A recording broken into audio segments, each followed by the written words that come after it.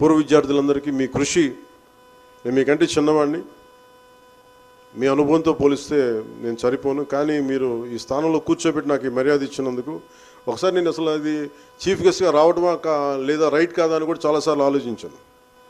కాకపోతే ఇంకా నాకు ఇది ఒక రాకపోతే పొగరు అనుకుంటారని చెప్పి, ఎందుకంటే మీ అనుభవం ముందు నా అనుభవం సరిపోదు.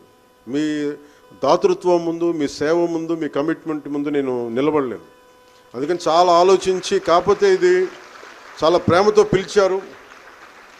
అంటే ఇది పొగరుతో రాకూడదని కాదు, కానీ ఒక పూర్వ విద్యార్థులు చేస్తున్న ఒక అపూర్వమైన ప్రయత్నానికి ఇంకా చాలా బలమైన వ్యక్తులు రావాలి, నాలాంటి వాడు కాదు అనుకున్నా కానీ పెద్ద మనసుతోటి మీరు నన్ను రావాలని పిలిచి ఈ కార్యక్రమానికి ముఖ్య అతిథిగా పిలిచినందుకు మనస్ఫూర్తిగా మీ అందరికీ, పూర్వ విద్యార్థులందరికీ, ఇక్కడ ఉన్న వేదికపైన ఆశలున్న అతిథులందరికీ, ఈ హాల్లో ఆశీనులైన ప్రతి డాక్టర్స్ అందరికీ కూడా నా హృదయపూర్వక ధన్యవాదాలు తెలుపు.